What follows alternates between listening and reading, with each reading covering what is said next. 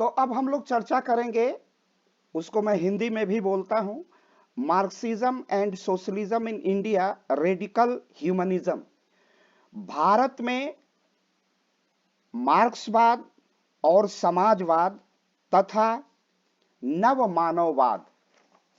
अब मूल प्रश्न है कि भारत में मार्क्सवाद और समाजवाद की अवधारणा क्या है और उसमें नव मानववाद या उग्रवाद क्या है। इसको सर्वप्रथम हम लोग समझने का प्रयास करेंगे। जो आधुनिक भारतीय राजनीतिक चिंतन है, आधुनिक भारतीय राजनीतिक चिंतन में चिंतन मार्क्स से परिपूर्ण रूप से या संपूर्ण रूप से मार्क्स का प्रभाव आधुनिक भारतीय राजनीतिक चिंतन पर दिखाई देता है। आधुनिक भारतीय राजनीतिक चिंतन पर मार्क्सवाद का प्रभाव दो रूपों में दिखाई देता है। चाहे वह मार्क्सवाद से दर्शन या दार्शनिक प्रभावित रहा है अथवा प्रभावित नहीं रहा है, मार्क्स ने आधुनिक भारतीय राजनीतिक चिंतकों को गहरे रूप से प्रभावित किया है। मार्क्स 19वीं शताब्दी के दूसरे दशक में विश्व राजनीति में 19वीं शताब्दी के दूसरे दशक में विश्व राजनीति में अपनी पहचान और अपनी परख बनाता है, अपनी उपस्थिति मार्क्स दर्ज कराता है। और मार्क्स का पूरा इतिहास, थोड़ा सा मैं मार्क्स के तरफ जाऊंगा और मार्क्स को समझ के भारतीय राजनीतिक चिंतन को समझने का प्रयास हम लोग करेंगे।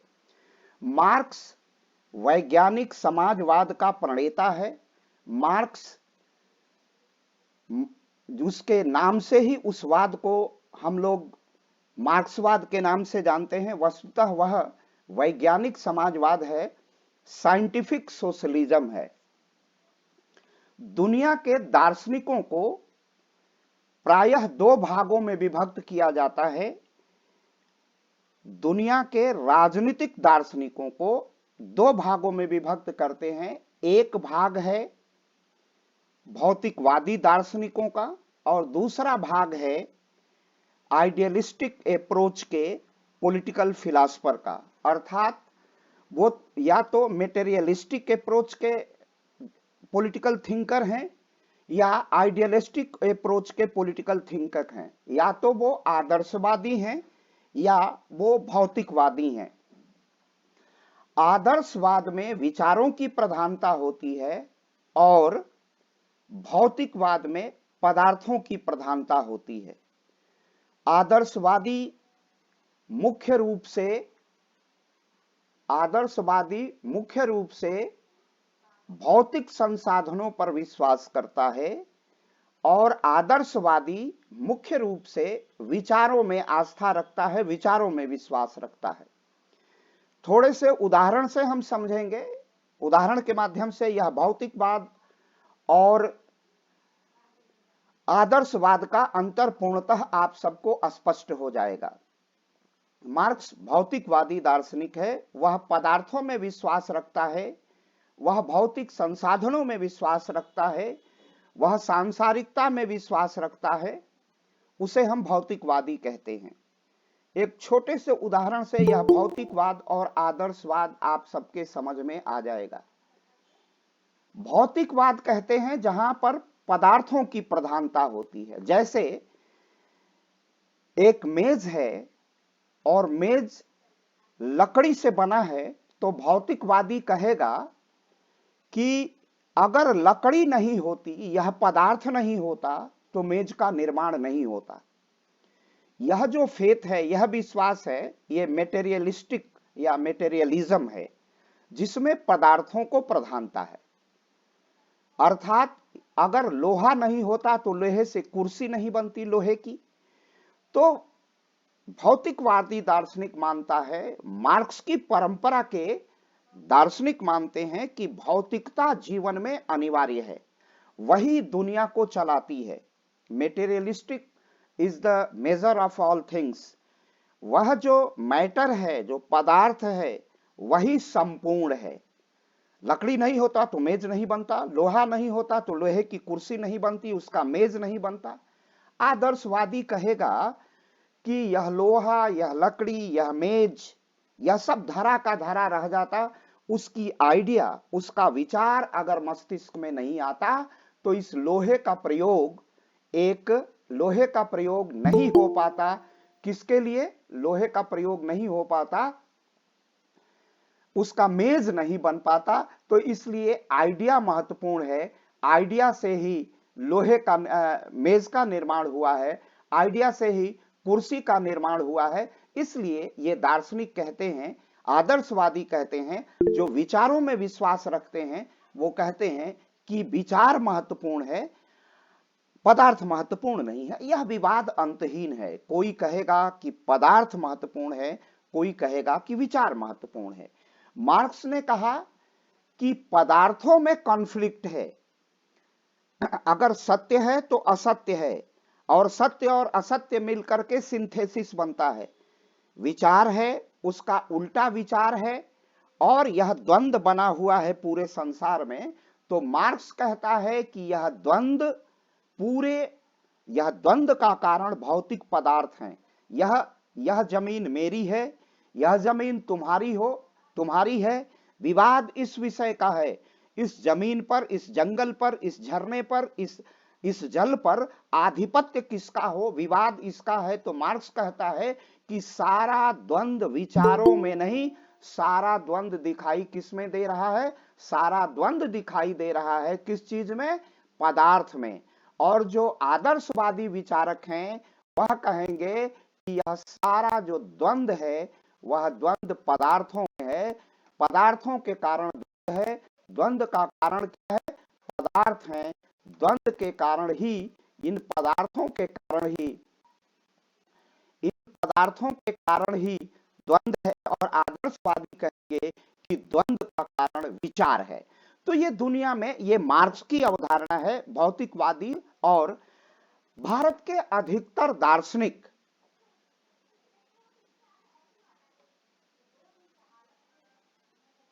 अरे भाई थोड़ा सा कम हल्ला करिए, वो इतनी तेज हंस रही है, थोड़ा उसको रोकिए। तो ये द्वंद्व का जो कारण है पदार्थ को और द्वंद्व को लेके, यह अंतहीन विवाद है। और भारत के जितने दार्शनिक हैं, भारत के आधुनिक राजनीतिक विचारकों में, उन पर मार्क्स का प्रभाव है, व्यापक रूप से प्रभाव है। भारतीय समाजवाद की 3 धाराएं हैं: आचार्य नरेंद्र देव, जयप्रकाश नारायण और डॉक्टर राम मनोहर लोहिया। आचार्य नरेंद्र देव पर मार्क्स का प्रभाव अधिक दिखाई देता है, और आचार्य नरेंद्र देव पर मार्क्स का प्रभाव है, लेकिन वह भी पूर्ण रूप से भौतिकवादी दार्शनिक नहीं है। दूसरी तरफ डॉक्टर लोहिया मार्क्स के कट्टर विरोधी हैं, और वो अपनी महत्वपूर्ण पुस्तक विल दी हिस्ट्री में मार्क्सवाद की संपूर्ण आलोचना करके मार्क्सवाद की अप्रासंगिकता को वो स्थापित कर देते हैं, और कहते हैं कि मार्क्स दुनिया के लिए रिलेवेंट नहीं है, प्रासंगिक नहीं है, और उसका दर्शन मुख्यतः भारतीय समाज का उत्थान नहीं कर सकता है, क्योंकि उसमें आक्रोश है, और मानव में दया है, क्षमा है, करुणा है। ये समस्त तत्व मानवीयता से ओतप्रोत हैं। इसलिए उसने कहा कि जो कार्ल मार्क्स है उसके दर्शन की भारत में कोई प्रासंगिकता, उपादेयता नहीं है। अब उसी से प्रभावित होकर के, लेकिन दुनिया में समाजवाद का पहला सपना रॉबर्ट ओवेन समाजवाद का, सोशलिज्म का दुनिया में पहला दार्शनिक होता है। फिर मार्क्स आते हैं तो उन्होंने समाजवाद को वैज्ञानिक समाजवाद की संज्ञा दी। मार्क्सवाद को उसने कहा यह वैज्ञानिक समाजवाद से आएगा। अब मार्क्स आप लोग जानते हैं कैसे कैसे आएगा, उसकी जो मेथोडोलॉजी है उससे उसको समझेंगे। हमारा यहाँ संदर्भ भारत में मार्क्सवाद और समाजवाद है। तो मार्क्सवाद से प्रेरणा लेकर के, और दुनिया में मार्क्स के पहले भी समाजवाद था, स्वप्नलोकी समाजवाद था, यूटोपिया, जिसका दार्शनिक आप सब जानते हैं। यूटोपिया किसने की, यूटोपिया लिखी किसने? रॉबर्ट ओवन से यह चलती हुई परंपरा यूटोपिया तक आती है और यूटोपिया के बाद मार्क्स से प्रभावित भारत की समाजवाद की धारा जो चलती है, लेकिन पूर्णतः भारत में मार्क्सवाद का अनुयायी कोई नहीं हो पाता है। मार्क्स से प्रेरित और प्रभावित जरूर होते हैं, लेकिन भारत के दार्शनिकों ने मार्क्स को पूर्णतः स्वीकार नहीं किया। तो ये भारत में स्थिति रही है मार्क्सवाद की, समाजवाद की। लेकिन यहाँ पर भारत में जो फेडरलिज्म है या भारत में जिस प्रकार की दार्शनिक अवधारणा है, उसके आधार पर भारत में वेदों में भी एक मार्क्स को समाजवाद को ढूंढा जाता है। डॉक्टर लोहिया कहते हैं कि भारत की पुरातन सभ्यता और संस्कृति में समाजवाद मुख्यता से पाया जाता है, क्योंकि यहाँ पर समाजवाद की समस्त अवधारणाएं जो समाजवाद की अपेक्षा है वो भारत में पहले से ही है। इसी आधार पर हम स्वामी विवेकानंद को भी मार्क्सवादी समाजवादी कहते हैं। वो कहते हैं भूखे मरने से अच्छा है आधी रोटी खाना। फिर स्वामी विवेकानंद कहते हैं कि अधिक खाना विकृति है, कम खाना प्रकृति है और भूखे को भोजन देना भारत की संस्कृति है। तो इस आधार पर भी वो मार्क्सवादी हो जाते हैं। ऋग्वेद के पहले मंडल की ऋचाओं में कहा गया है, 9वें मंडल की ऋचा, पहले मंडल की ऋचा में कहा गया कि भोजन को ग्रहण करने के पहले आप आसपास देख लीजिए कि कोई व्यक्ति भूखा तो नहीं है। तो इस प्रकार की एक संपूर्ण अवधारणा भारत में दिखाई देती है। तो इस प्रकार जो भारत का जो एक दार्शनिक पक्ष है वह समाजवाद की अपेक्षाओं के अनुरूप है। वहां पर भारत का एक विशिष्ट प्रकार का समाजवाद भारत में पाया जाता है। तो यह जो भारत की समाजवाद की अवधारणा है और भारत में जो समाजवाद के गुण हैं, जो भारत का की समाजवाद की अवधारणा है, भारत में वह जो भारत का समाजवाद है, वह समाजवाद भारत को दुनिया के समाजवाद से भिन्नता स्थापित करता है। और भारत कहता है, और ये डॉक्टर राम मनोहर लोहिया, जयप्रकाश नारायण, महात्मा गांधी इसीलिए मार्क्स के अन्याय के विरोध में, शोषण के विरोध में जो उसकी दार्शनिक अवधारणा है उसको स्वीकार करते हैं कि दुनिया में शोषण नहीं होना चाहिए। लेकिन मार्क्स को सही स्वरूप में मार्क्स के अनुयायी होकर के भारत में किसी दार्शनिक ने मार्क्सवाद का वो सपना नहीं देखा, न मार्क्सवाद के उस सपने को साकार किया। तो लेकिन यह शाश्वत सत्य है कि मार्क्स ने विश्व को प्रभावित किया तो भारत भी उससे अछूता नहीं था।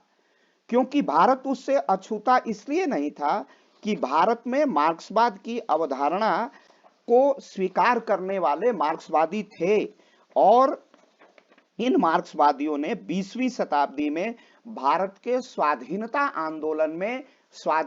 आंदोलन का जो साम्राज्यवादी शक्तियों का विरोध करने के लिए मार्क्स के सिद्धांतों का सहारा लिया। तो Marxism and socialism had played significant role in shaping the political landscape of India, particularly during the 20th century. The evolution of these ideologies in India is closely tied to the border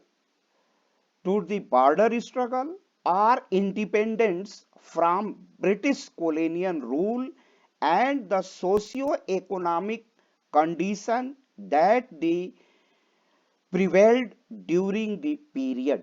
अब भारत में स्वतंत्रता संग्राम का जो स्वरूप था, स्वयं मैंने आपको कक्षाओं में भी बताया है कि भारत के स्वतंत्रता संग्राम का जो पहला मुक्ति संग्राम का जो सबसे स्ट्रांग रेसिस्टेंस था, जो सबसे सशक्त प्रतिरोध और विरोध था, वो 1857 का था। और 1857 के सबसे बड़े प्रतिरोध को कार्ल मार्क्स ने भारतीय स्वतंत्रता का सबसे बड़ा संघर्ष बताया था और उसने कहा था, मार्क्स ने कहा था कि यह स्वतंत्रता का पहला संग्राम है और इसे मार्क्स ने फ्रीडम स्ट्रगल कहा, स्वतंत्रता का संग्राम कहा और भारतीयों का पहला प्रतिरोध कहा। तो भारत की सामाजिक आर्थिक परिस्थितियां इतनी विकट थी कि भारत में मार्क्स को एक सहज ओवरलुक में, एक सामान्य परिदृश्य में भारत में मार्क्स को स्वीकार किया जाने लगा था, क्योंकि जो साम्राज्यवादी शक्ति थी, जो साम्राज्यवाद था, जो ब्रिटेन का साम्राज्यवाद था, जो यूनाइटेड किंगडम का साम्राज्यवाद था और भारत की जनता जिसमें त्राही त्राही कर रही थी, उसमें मार्क्सवाद और समाजवाद ने भारत के राजनीतिक परिदृश्य को आकार देने में महत्वपूर्ण भूमिका निभाई है।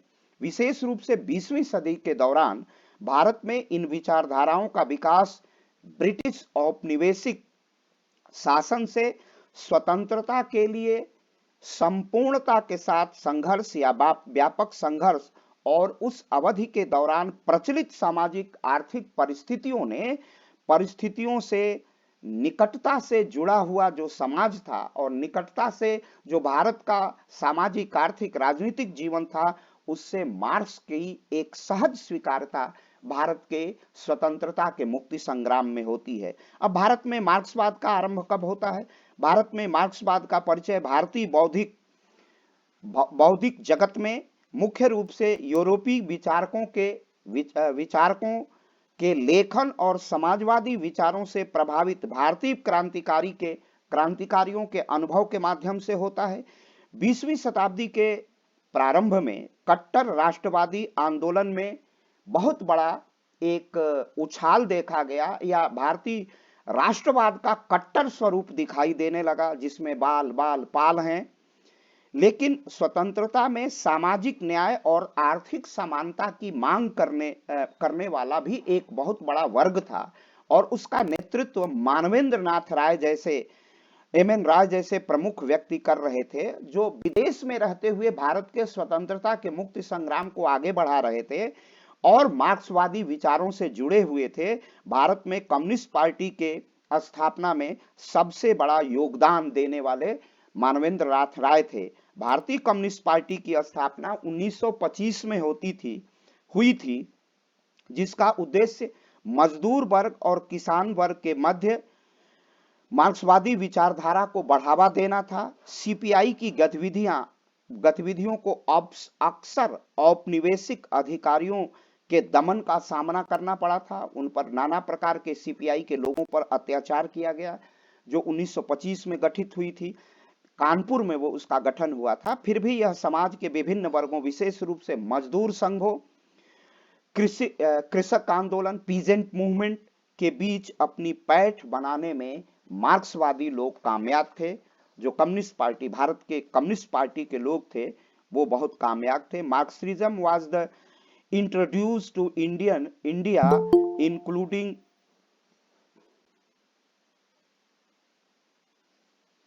Marxism was introduced to India intellectual circles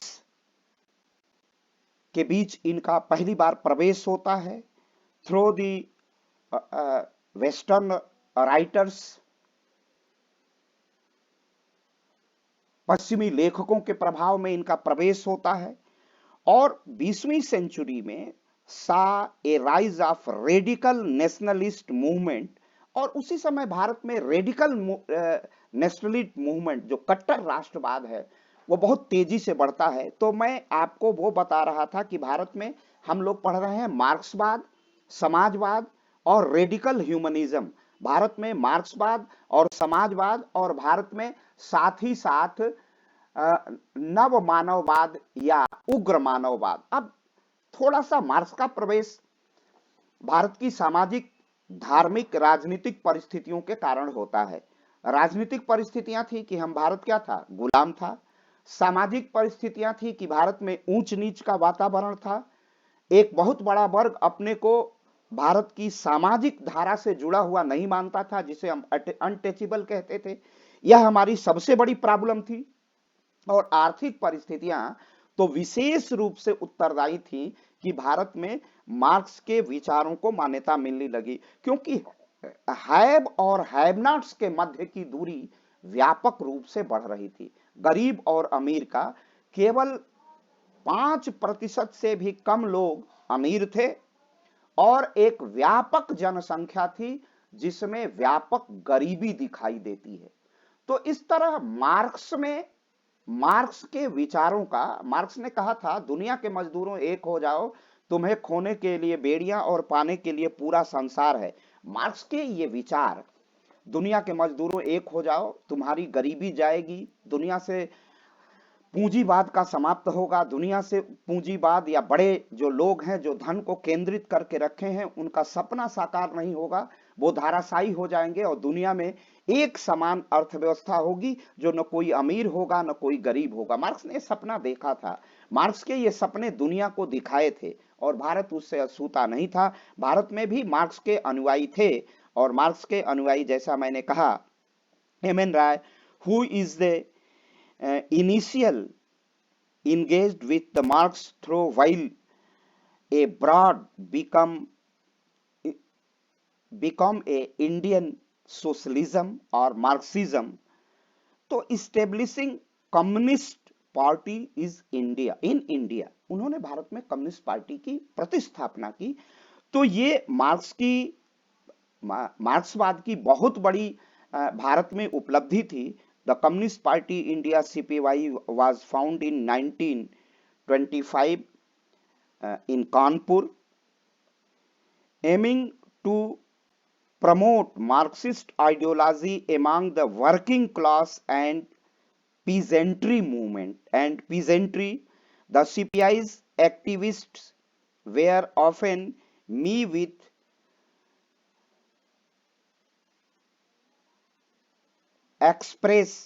expression of the Marxism from colonial authorities। तो जो वहां की भारत की जो कॉलोनियल अथॉरिटीज थी उसके विरुद्ध यह एक बड़ा प्रतिविरोध जो भारत की जनता को दिखाई देता था वो मार्क्सवाद में दिखाई देता था। इस प्रकार भारत का एक जो बड़ा तबका था वह जो मार्क्सवाद से पर्टिकुलर जो प्रभावित होता था वह particular labour union and peasant union में वो विशेष रूप से दिखाई देता है। स्वामी सहजानंद कांग्रेस के किसान कांग्रेस के अध्यक्ष बनते हैं, उन पर भी इनका व्यापक स्वामी सहजानंद जी पर प्रभाव देता है और वो स्पष्ट कहते हैं, हाँ मैं मार्क्स से प्रभावित हूं क्योंकि मैं मानता हूं कि भारत में अमीर और गरीब, पूंजीपति और गरीब वर्ग और भारत में जो सामंत वर्ग है, छोटे किसान हैं, उनके मध्य तनाव है। तो एक जो सोशलिज्म इमरजेंस था भारत में, जो एक समाजवादी भारत की जो समाजवादी शक्तियां थीं या जो इमरजेंस हो रहा था, भारत में समाजवाद का उदय हो रहा था, उसका एक बड़ा कारण यही था कि भारत की सामाजिक परिस्थितियां, जैसा मैंने कहा, सामाजिक परिस्थितियां षड्यंत्र की परिस्थितियां थी। शूद्र और दलित में भारत विभाजित था, गरीब और अमीर में भारत विभाजित था। राजनीतिक परिस्थितियां ये थी कि हमारे पर औपनिवेशिक शासन था जिसके विरुद्ध हम संघर्ष कर रहे थे और औपनिवेशिक शासन हमारा वेलफेयर नहीं कर रहा था, हमारा लगातार शोषण करता जा रहा था। तो ये परिस्थितियां थी। औपनिवेशिक शासन में स्वतंत्रता के बाद पूंजीवाद का विकास और पूंजीवाद द्वारा जो बढ़ाई गई असमानता थी, इसके प्रति एक विशेष प्रतिक्रिया थी समाजवाद, और इसने भारत में मार्क्सवाद और भारत में समाजवाद ने गति पकड़ी, क्योंकि गरीब आदमी के पास खाने के अन्न की उपलब्धता नहीं थी, उन्हें गरिमापूर्ण जीवन नहीं था। ये स्थितियां भारत के स्वतंत्रता के मुक्ति संग्राम, भारत को जब भारत को पॉपुलर सॉवरेनिटी गेन हो जाती है, भारत को लोकप्रिय संप्रभुता प्राप्त हो जाती है, भारत को आजादी प्राप्त हो जाती है, संप्रभुता प्राप्त हो जाती है, अपनी धरती अपनी गगन अपना चमन हो जाता है, तब भी भारत की ऐसी परिस्थितियां थी जिसमें समाजवाद के उभार के लिए विशेष अवसर उपलब्ध थे, जिनमें जवाहरलाल नेहरू जैसे नेताओं द्वारा समर्थित लोकतांत्रिक समाजवाद भी शामिल था, जिन्होंने समाजवादी सिद्धांतों को लोकतांत्रिक शासन के साथ मिलाने की कोशिश की। इस दृष्टिकोण के उद्देश्य से संसदीय लोकतंत्र को बनाए रखते हुए सामाजिक समानता हासिल करना था। तो भारत में हर संभव समानता स्थापित करने के लिए भारत के नागरिकों ने समाजवाद को एक अपनी आइडियोलॉजी के रूप में, एक विचार दर्शन के रूप में भारत में समाजवाद को स्वीकार किया। और ऐसा उन्हें लगता था कि भारत की समस्याओं का समाधान डेमोक्रेटिक सोशलिज्म, और democratic socialism advocated by Jawaharlal Nehru, आप सब जानते हैं, वो लोकतांत्रिक समाजवाद के प्रणेता हैं। एक बात यहां बहुत ध्यान से समझने की जरूरत है कि भारत में जो समाजवाद की परिस्थितियां, अब एक चीज और, मैं बार बार समाजवाद और मार्क्सवाद दोनों शब्दों का प्रयोग कर रहा हूं। मार्क्सिज्म है, वो साइंटिफिक सोशलिज्म है, और दूसरी जो परिस्थिति है वो है सोशलिज्म की है। अब आपके मन में विचार हो रहा होगा कि इस थीम में मार्क्सवाद और समाजवाद दोनों शब्द जोड़े गए हैं। मार्क्सवाद और समाजवाद दोनों है, इन दोनों में डिफरेंट क्या है? डिफरेंट मैंने शुरू में बता दिया कि वो भौतिकवादी दार्शनिक हैं और वो संपूर्ण व्यवस्था परिवर्तन में अपना विश्वास करते हैं। आपकी क्लास में जो लोग उपस्थित रहे होंगे, मैंने व्यक्तिवाद, उदारवाद और उदारवाद से मैंने आपको वेलफेयर स्टेट या लोक कल्याणकारी राज्य की अवधारणा बताई थी। मैंने बताया था कि व्यक्तिवाद का एक रास्ता सीधे सीधे चला जाता है पूंजीवाद की तरफ, और व्यक्ति के जीवन में राज्य हस्तक्षेप करेगा। उदारवाद की अवधारणा आगे बढ़ करके लोक कल्याणकारी राज्य में आ जाती है, और लोक कल्याणकारी राज्य से मिलती जुलती या पूरी तरह वही अवधारणा है समाजवाद की। बस मार्क्सवाद और समाजवाद में अंतर यही है कि मार्क्सवाद हिंसक क्रांति में विश्वास करता है, और वो कहता है कि राज्य भी नहीं रहेगा और वर्ग भी नहीं रहेगा, कोई अमीर वर्ग नहीं रहेगा, कोई गरीब नहीं रहेगा, व्यक्तिगत संपत्ति किसी की नहीं होगी, प्रॉपर्टी पब्लिक की हो जाएगी, प्राइवेट प्रॉपर्टी नहीं रहेगी। तो जो प्राइवेट प्रॉपर्टी है वो पूंजीवाद है, प्रॉपर्टी पब्लिक की हो जाएगी वो साइंटिफिक सोशलिज्म है, वही मार्क्सवाद है, वही वैज्ञानिक समाजवाद है। और इस बीच का रास्ता है सोशलिज्म का, जो लोहिया का रास्ता है, जो नेहरू का रास्ता है, जो आचार्य नरेंद्र देव का रास्ता है, जो एक अर्थ में गांधी का भी रास्ता है। वह है कि हम हिंसा के माध्यम से कोई परिवर्तन नहीं करेंगे, हम संसदीय विधियां बना करके, हम लोक संग्रह करके, लोक संवाद करके धीरे धीरे सामाजिक आर्थिक जीवन में परिवर्तन करेंगे। पूंजीपतियों की पूंजी लेंगे, हम पूंजीपतियों को समाप्त नहीं करेंगे। हमारे यहाँ पूंजीपति, क्योंकि भारत की आर्थिक परिस्थितियां पूंजीवाद की स्थिति नहीं थी, लेकिन फिर भी जो भारत का समाजवाद है वो कहता है कि हम जो भी परिवर्तन करेंगे वो संसद में कानून बना करके करेंगे, विधियां बना करके करेंगे, हम लीगल प्रोसेस से करेंगे, हम पार्लियामेंट्री प्रोसीजर अपनाएंगे, और जिनके पास ज्यादा जमीन है, 100 बीघे जमीन है, तो उसमें से कर्टेल करेंगे, उस कर्टेल भूमि को हम भूमिहीन लोगों में आवंटित कर देंगे। तो ये जो प्रक्रिया है ये समाजवाद की प्रक्रिया है। सामाजिक जीवन में परिवर्तन लाना, आर्थिक जीवन में परिवर्तन लाना, वैधानिक साधनों से, बैलेट पेपर के माध्यम से, ईवीएम मशीन के माध्यम से ये परिवर्तन होगा। तो इस परिवर्तन को हम समाजवाद कहते हैं। इसे डॉक्टर लोहिया ने और भारत के जितने समाजवादी और गांधी के अनुयायी, उन्होंने यह जो सामाजिक आर्थिक जीवन का परिवर्तन किया है, चाहे वो डॉक्टर अंबेडकर रहे हों, चाहे महात्मा गांधी रहे हों, संत विनोबा भावे रहे हों, राजगोपालाचारी रहे हों, दादा भाई नौरोजी रहे हों, बाल पाल लाल, जितने दार्शनिक हैं वह सब क्रांतिकारी साधनों के परिवर्तन की बजाय पर स्थान पर वह वैधानिक परिवर्तन में विश्वास करते हैं। यही मार्क्सवाद और भारत के समाजवाद में मौलिक अंतर है। लेकिन जो सबसे बड़ा प्रश्न है कि इस भारत के समाजवाद पर मार्क्सवाद का रंग चढ़ा हुआ था। आज जैसा कि मैंने पहले ही कहा कि आचार्य नरेंद्र देव ने उस समाजवाद को ज्यादा गहराई से समझा था, लेकिन मार्क्सवाद से अपनी थोड़ी सी कट्टर मार्क्सवादी मानवेंद्र नाथ राय मार्क्स की दिशा को अब थोड़ी सी मार्क्स के दिशा से डिरेल होते हैं, और उन्होंने एक नया रास्ता चुना, वह था रास्ता नव मानववाद का। क्योंकि उन्हें भी लगा कि जैसे दुनिया में मार्क्स की भविष्यवाणियां सफल नहीं हुई, 1917 में बोल्शेविक क्रांति हुई, वो मार्क्स के सपने के अनुसार, मार्क्स की भविष्यवाणियों के अनुसार नहीं हुआ था। इसलिए उन्हें भी लगा कि अब समाजवाद का रास्ता जो जाएगा वह नव मानववाद से जाएगा, और उन्होंने मार्क्स को एक तरह से मार्क्सवाद का संशोधन किया, भारतीय परिस्थितियों के अनुसार मार्क्सवाद को अपनाया, और उसे ही हम नव मानववाद या मुग्र मानववाद कहते हैं।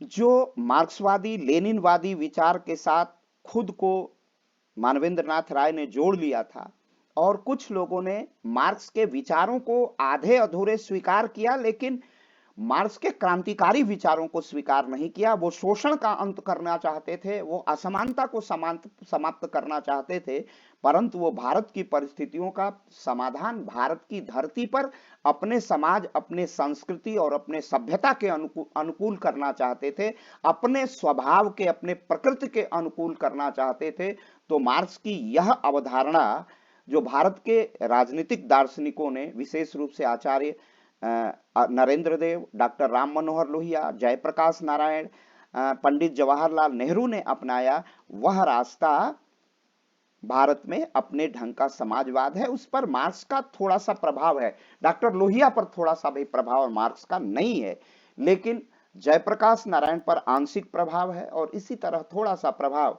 आचार्य नरेंद्र देव पर थोड़ा सा अधिक प्रभाव दिखाई देता है।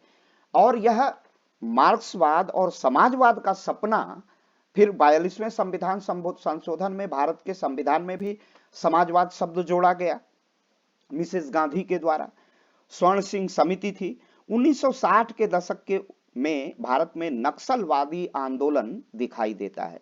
वस्तुतः नक्सलवादी आंदोलन यह मार्क्स का ही एक नया रूप है। वह लेनिन से नहीं और मार्क्स से नहीं, बल्कि माओ से प्रभावित है, और जिसे हम मार्क्स का एक नया रूप कहते हैं। वह है पश्चिम बंगाल के का एक स्थान है, पश्चिम बंगाल में एक जिला, एक स्थान है, उसका नाम है नक्सलबाड़ी।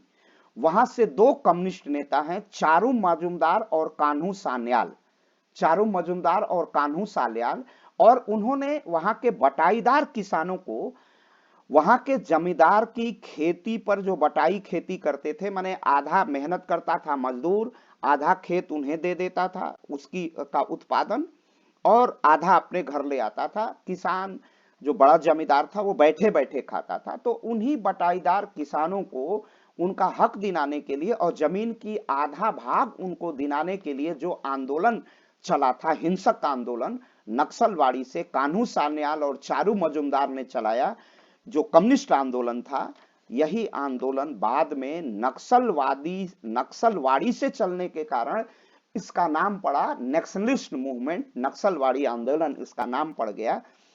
यह कृषि और एक किसानों का आंदोलन, एक आंदोलन बटाईदार किसानों का, छोटे लघु सीमांत किसानों का आंदोलन था, और यह कट्टरपंथी आंदोलन था जिसमें कृषि सुधार, सशस्त्र संघर्ष के जरिए ग्रामीण गरीबी को दूर करने पर फोकस करता है, ध्यान देता है। इसको हम नेशनलिज्म कहते हैं, और यह भी मार्क्स का ही प्रभाव दिखाई देता है। तो इसकी चर्चा भी इस टॉपिक में जो थीम हमारा बनाया गया है उसमें करना अनिवार्य हो जाता है, और ये आपके पास पीडीएफ रूप में भी जाएगा, तो इसको आप बहुत ध्यान से सुनेंगे, समझेंगे। तो in context more radical faction alignment of themselves with Marx Lenin's ideologies, advocating for the revolutionary changing through direct action। तो जो डायरेक्ट एक्शन का, सीधी कार्रवाई से यह विरोध सशस्त्र आंदोलन, जिसमें ले जाकर के मार्क्सवादी लोग, ये जो नक्सलिस्ट थे चारू मजुमदार और कान्हू सान्याल, और जो साम्यवाद की सीधी कार्रवाई में विश्वास करते थे, डायरेक्ट एक्शन में, वो जाकर के लाल झंडा गाड़ देते थे, जमींदार की फसल काट लेते थे और उसको गरीबों में बांट लेते थे। The national movement of the late 1960s, ये यह एक स्टीम का आंदोलन था, एक बहुत हाईएस्ट स्ट्रेस आंदोलन था, मूवमेंट था। यह भी एक रेडिकल अप्रोच का मूवमेंट था। रेडिकल माने यह तर्कवादी था, बुद्धिवादी था, उग्रवादी आंदोलन था, अप्रोच था। और इसका भी जो फोकसिंग था, focusing on agrarian reform and addressing rural property, यह भी प्रॉपर्टी को यह एक चेंज करने का, यह जो लैंड रिफॉर्म करने का एक बड़ा तरीका था। तो ये भारत में, यह भी एक भारत में मार्क्सवाद का प्रभाव था। अब इस पे हम आगे बढ़ेंगे। तो इसको दो शिफ्टों में हमने भारत के मार्क्सवाद को बांटा है। भारत में मार्क्स और समाजवाद का प्रभाव, ये एक पहला उसका शिफ्ट है, ये पहला चरण है। इसका पहला उसको हम क्या कह सकते हैं, ये पहला उसका पहला इसका एलिमेंट है, उसका पहला तत्व है। उसके दूसरे तत्व पर जब हम आएंगे तब वहां से ये आंदोलन जो गांधी पर प्रभाव दिखाई देता है, जो लोहिया पर प्रभाव देता है, और ये 1960 तक आते आते अपने दूसरे रूप में नेशनलिज्म में आ जाता है। इसके बाद आता है रेडिकलिज्म, रेडिकल ह्यूमनिज्म, उग्र मानववाद, या इसका एक अनुवाद हुआ है नव मानववाद। यह जो इसको कट्टरपंथी मानवतावाद भी या नव मानवतावाद भी कहा जाता है, भारतीय चिंतन में एम.एन. रॉय का योगदान विशेष रूप से उनके कट्टरवादी मानवतावादी सूत्रीकरण का के लिए उल्लेखनीय है। यह दर्शन रूढ़िवादी, मार्क्सवादी, पारंपरिक मानवतावादी दृष्टिकोण दोनों की आलोचना करता है। अब आपको जैसे मैंने कहा ना कि मार्क्स भौतिकवाद के रास्ते को नहीं छोड़ता है, और एक कट्टर मार्क्सवादी, मार्क्स के अनुयायी एम.एन. राय को, मानवेंद्र नाथ राय को लगता है कि इस पूरी मार्क्सवाद की प्रक्रिया में मानव कहीं खो सा गया है, मानव कहीं भूल गया है, उसमें मानव के लिए अब कोई स्थान दिखाई नहीं देता है। तो अब क्या किया जाए? मानव के लिए स्थान भी होना चाहिए, मानव के लिए समादर भी होना चाहिए, मानव के लिए उसमें विशेष अवसर होना चाहिए। लेकिन इसमें मानव क्या हो जाता है? मशीन बन जाता है। अब थोड़ा सा हम आपको दर्शन कराते हैं, क्योंकि यह अनिवार्य हो जाता है मार्क्स के उस सिद्धांत को समझना, मार्क्स के उस बात को जानना जहां मार्क्सिज्म की थ्योरी कैसे ह्यूमनिज्म, रेडिकल ह्यूमनिज्म में शिफ्ट उसका होता है, कैसे वो रेडिकल नव मानववाद में या कट्टर मानवतावाद में वो परिवर्तित हो जाता है। मार्क्स ने कहा था कि दुनिया के मजदूरों एक हो जाओ, तुम्हें खोने के लिए केवल बेड़ियां हैं और पाने के लिए क्या है? पूरा संसार है। अगर मार्क्स की इस अवधारणा पर हम गंभीरता पूर्वक विचार करें तो उसने इतिहास की आर्थिक व्याख्या की, और उसने कहा कि इतिहास के 5 भाग हैं। इतिहास में 5 प्रकार उसने इतिहास के बनाए हैं। इतिहास की व्याख्या करते हुए उसने कहा, इसे हम इतिहास की आर्थिक व्याख्या, ऐतिहासिक अन्वेषण कहते हैं। उसने उसके इतिहास के 5 चरण बताए हैं। पहला है प्रिग्नेटिव कम्युनिज्म, आदिम साम्यवाद। आदिम साम्यवाद में कहा कि मनुष्य को अभी प्राइवेट प्रॉपर्टी का विकास नहीं हुआ था, तो जल, जंगल, जमीन, झरने, संपत्ति सबकी थी और सब उसमें अपना हिस्सा लेते थे, तो कोई कॉन्फ्लिक्ट नहीं था, यहां पर कोई द्वंद्व नहीं होता है। उसके बाद उसने कल्पना की, 5 युगों की कल्पना की। तो पहला युग था आदिम साम्यवाद का, प्रिग्मेटिक एज के सोशलिज्म का। दूसरा होता है फेडुअलिज्म, फेडुअल एज आता है, नहीं स्लेवरी आता है, स्लेवरी, दास युग आता है। दास युग में कुछ शक्तिशाली लोगों ने कुछ गरीब लोगों को, कुछ जो अपने अधीन रख लिया। अब यहां से समाज में 2 वर्ग बनता है, हैव और हैव नॉट्स। गरीब जो हैव नॉट्स थे वो बड़े बड़े लोगों के दास बन गए, और उनके यहाँ, अपने मास्टर के यहाँ काम नहीं करेंगे तो उनका जीवन नहीं चलेगा। अब समाज में यहाँ से द्वंद्व शुरू होता है। और जब मनुष्य में अब इस दास युग के बाद जब टेक्नोलॉजी और साइंस का विकास होता है, विज्ञान और तकनीकी का विकास होता है, तो जो तीसरा एज आता है, लोहे की खोज हो जाती है। ये मार्क्स की परिकल्पनाएं हैं। और जो तीसरा युग आता है वो कहता है फेडुअल एज है। ये यह सामंतवादी युग है। इसमें बड़े बड़े अब लोहे की का आविष्कार हो जाता है, बड़े बड़े जमींदारों का अभ्युदय हो जाता है, और उनके उनके खेतों पर काम करने वाले खेतिहर मजदूर हो जाते हैं। हैव और हैव नॉट्स के बीच, गरीब और अमीर, मजदूर और अमीर वर्ग की खाई और बढ़ जाती है। मजदूरों की संख्या में व्यापक वृद्धि होती है और बड़े बड़े जमींदारों की संख्या में व्यापक वृद्धि होती है। यह ध्यान से सुनते रहिएगा। अब द्वंद्व भी बढ़ता है, जमींदार कुछ कम हो जाते हैं और बड़ी संख्या में क्या हो जाते हैं, बड़ी संख्या में खेतिहर और मजदूर हो जाते हैं, खेत पर काम करने वाले मजदूर हो जाते हैं। और वैज्ञानिक प्रगति हो जाती है, प्रौद्योगिकी का विकास होता है। प्रौद्योगिकी कहते हैं विज्ञान का जब क्या कहते हैं हम, तकनीकी के रूप में प्रयोग करते हैं। जैसे फैन है, तो फैन जल विद्युत से चलता है, उसमें करंट आता है, उसमें धारा प्रवाहित होती है और मैग्नेट से वो फैन चलने लगता है। तो विज्ञान वह तकनीक में बदल जाती है, वो प्रौद्योगिकी है। तो विज्ञान और प्रौद्योगिकी का विकास होता है, इंडस्ट्रियल रेवोल्यूशन होता है, औद्योगिक क्रांति होती है। और औद्योगिक क्रांति के बाद अब बड़े बड़े फैक्ट्रियां हो जाती हैं, उन पर काम करने वाले विशाल मजदूर, और कॉन्फ्लिक्ट यहां पूरी तरह बढ़ जाता है। संख्या बढ़ती है मजदूरों की, गरीबों की, और पूंजी कुछ लोगों के हाथों में, पूंजीपतियों कैपिटलिस्ट के हाथ में आ जाती है। तो धन का यहां केंद्रीकरण होता है हैव और हैव नॉट्स में। जिसके पास है और जिसके पास नहीं है, उसके बीच एक गहरी खाई हो जाती है।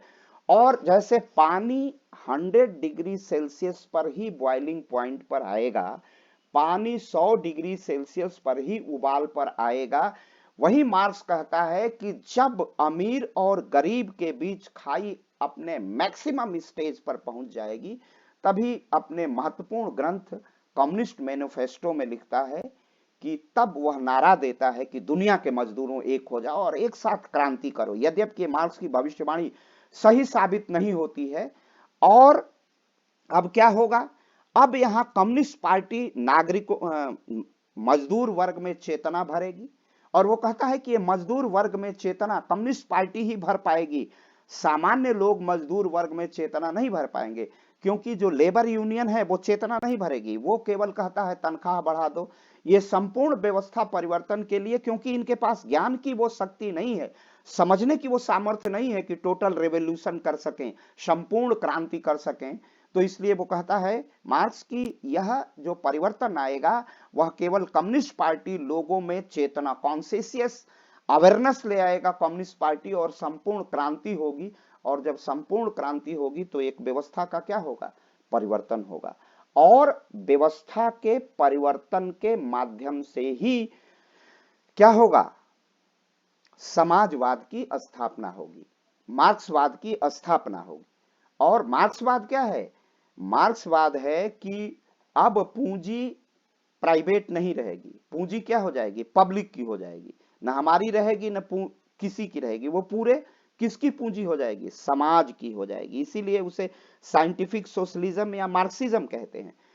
कोई किसी की संपत्ति नहीं होगी। और कैसे तब काम चलेगा, तब मार्क्स कहता है कि प्रत्येक व्यक्ति अपनी योग्यता, एबिलिटी, कैपेसिटी, प्रत्येक व्यक्ति अपनी योग्यता और क्षमता के अनुसार काम करेगा, और नेसेसिटी के अनुसार जितनी उसकी आवश्यकता है वो समाज से क्या कर लेगा, ग्रहण कर लेगा, ले लेगा।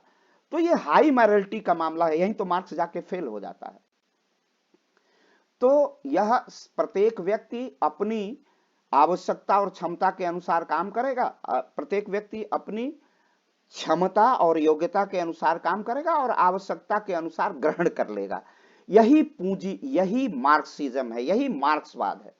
अब इसमें हुआ क्या, अब क्या बीच में आएगा, क्रांति कौन करेगा। अभी मैंने कहा कि क्रांति का नेतृत्व कम्युनिस्ट पार्टी करेगी, और कम्युनिस्ट पार्टी के बाद उसने कहा कि प्रोलेटेरिएट का डिक्टेटरशिप आएगा, मजदूर वर्ग की तानाशाही आएगी, मजदूर वर्ग की तानाशाही आएगी ताकि पुनः पूंजीपति सिर न उठा पाए। इसलिए मजदूर वर्ग की तानाशाही होगी, और मजदूर वर्ग की तानाशाही के स्थान पर किसकी तानाशाही हो गई, तानाशाही कम्युनिस्ट पार्टी के नेताओं की हो गई। पूरी श्रृंखला है, आप रसिया देखिए, लेनिन, लेनिन के बाद लेनिन के बाद स्टालिन, स्टालिन अपने विरोधियों को मार देता था। वहां कम्युनिस्ट के अलावा और मार्क्सवाद के अलावा, साम्यवाद के अलावा किसी विचारधारा के लिए कोई स्थान नहीं है। स्टालिन, स्टालिन के बाद ख्रुश्चवे, ख्रुश्चवे के बाद ख्रुश्चवे, ख्रुश्चवे के बाद ब्रेजनेवे, ब्रेजनेवे के बाद आंद्रोपवे, आंद्रोपवे के बाद ज्ञानेदी यानायेव, यानायेव के बाद बोरिस एल्सिन, बोरिस एल्सिन बीच में बोरिस एल्सिन के पहले वो आता है जिसने ग्लासनोस्ट और पेरेस्ट्रोइका चलाई, वहीं से रूस का फिर विखंडन हो जाता है। वह है, नाम याद है तुम लोगों को, जिसने वो उसने खिलापन और किया, उसके बाद रसिया समाप्त हो गया। व्लादिमीर पुतिन के पहले वही आया था, उसके बाद रसिया का विखंडन हो गया।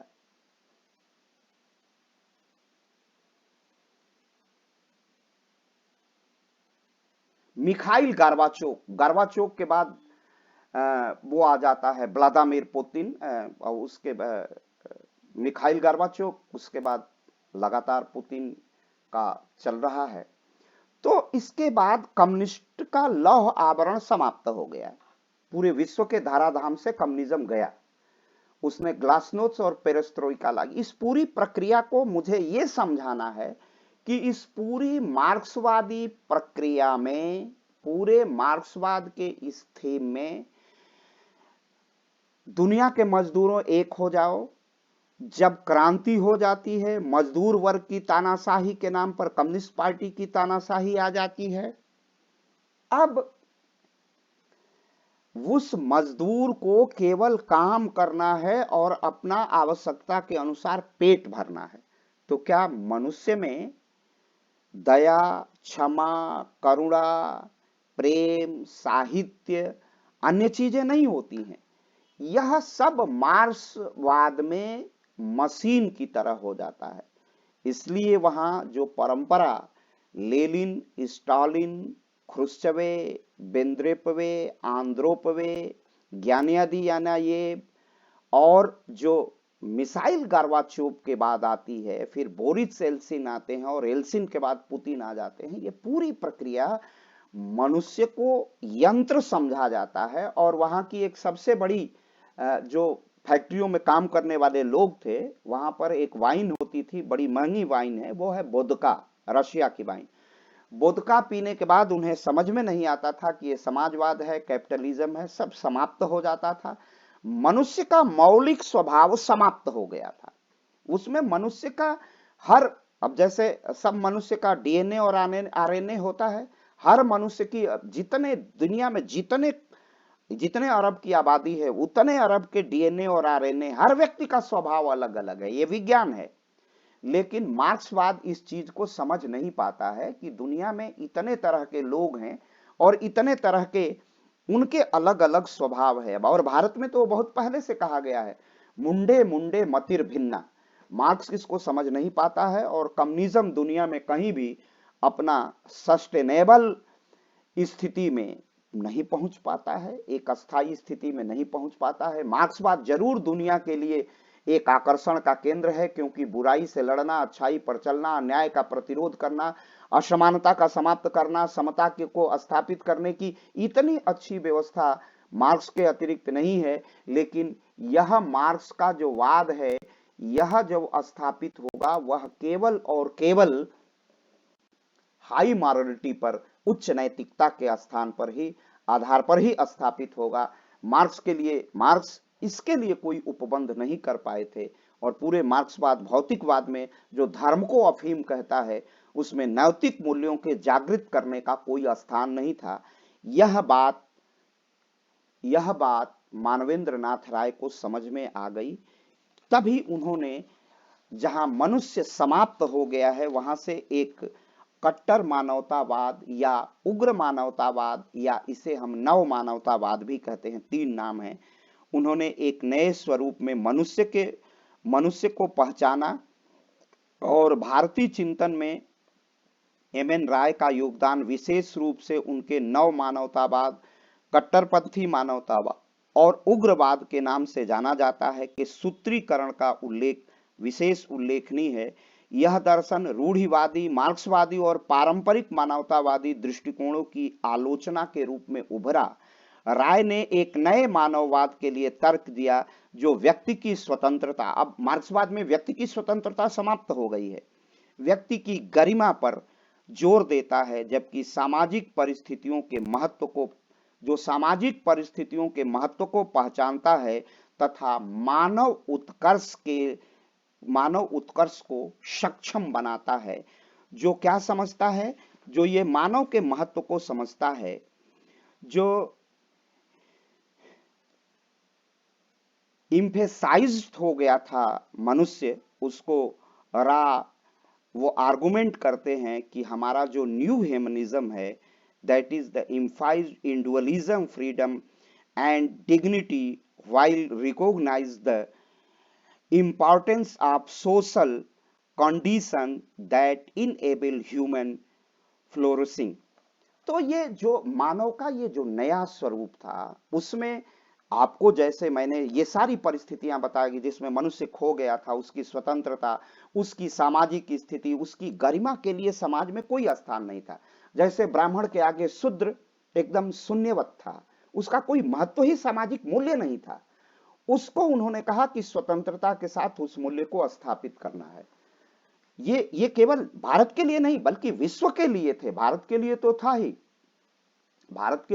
ही, लेकिन ये पूरे विश्व के लिए था, विश्व के मानवता के लिए था, जहां मनुष्य मार्क्सवाद में बिल्कुल समाप्त हो गया था। मनुष्य की गरिमा, मनुष्य की स्वतंत्रता, उसकी सामाजिक परिस्थिति।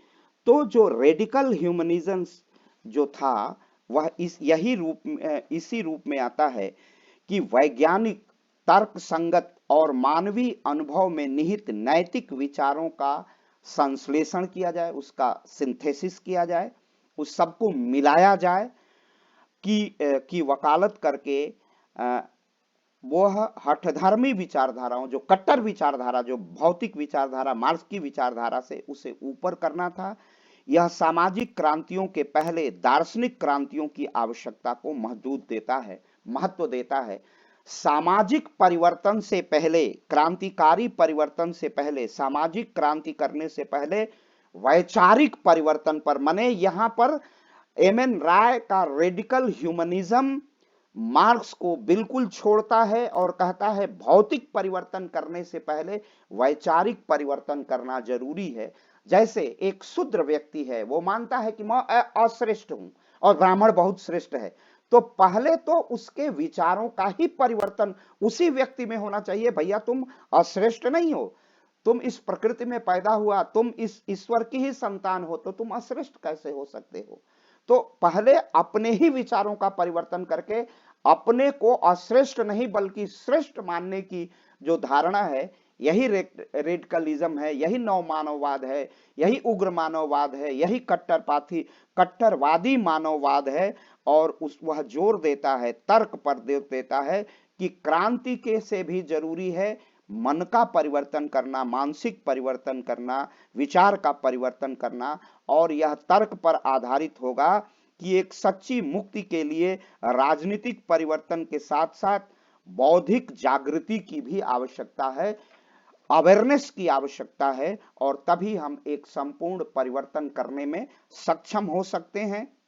एम.एन. राय का दृष्टिकोण केवल आर्थिक पुनर्वितरण के बारे में नहीं था, केवल वह आर्थिक परिवर्तन के पक्ष में नहीं थे, बल्कि वह एक ऐसे वातावरण को बढ़ावा देने के बारे में थे, एक ऐसे परिवेश और पर्यावरण की संरचना करना चाहते थे जहां व्यक्ति दमनकारी संरचनाओं से मुक्त होकर अपनी क्षमता का एहसास करे, अपनी क्षमता का अनुभव करे कि इन सामाजिक परिस्थितियों का मेरे ऊपर कोई प्रभाव नहीं पड़ेगा, चाहे वह औपनिवेशिक हो या देशी हो, औपनिवेशिक हो या अपने इंटरनल हो। इटर्नल जागरण जरूरी है, शाश्वत जागरण जरूरी है, हृदय का परिवर्तन, विचार का परिवर्तन आवश्यक है तर्क के आधार पर। और इसे ही हम नव मानववाद या कट्टरपंथी मानववाद कह सकते हैं। और हम कह सकते हैं कि मार्क्सवाद, समाजवाद और नव मानवतावाद के बीच अंतर संबंध ने भारत के सामाजिक राजनीतिक विमर्श को काफी प्रभावित किया है, जहां मार्क्सवादी विचारधारा पूंजीवाद और औपनिवेशिक शोषण से मुक्ति के लिए आह्वान करती है, वहीं एक ऐसी रूपरेखा मानवतावाद प्रदान करता है। मानववाद ने प्रस्तुत की। मार्क्स ने अन्याय और शोषण का विरोध सिखाया, तो नव मानवतावाद ने आधुनिक एक सूक्ष्म दृष्टिकोण प्रस्तुत किया, जिसमें न्याय के लिए सामूहिक संघर्ष के भीतर व्यक्तिगत संघर्ष को भी बढ़ावा दिया, क्योंकि समाज की संरचना इंडिविजुअल से होती है, व्यक्ति से होती है, और जब व्यक्ति परिवर्तित होगा तो समाज परिवर्तित होगा। यह रेडिकल ह्यूमनिज्म, जैसे आज हम बदलेंगे युग बदलेगा जैसा आचार्य श्री राम शर्मा का उद्घोष है, कुछ ऐसा ही उद्घोष उस जमाने में रेडिकल ह्यूमनिज्म के नाम पर किसने किया था? मानवेंद्र नाथ राय ने किया था। तो ये आपका आज का अध्याय पूरा होता है। इस पर आपको हिंदी और अंग्रेजी में मेरे द्वारा सामग्री उपलब्ध करा दी जाएगी।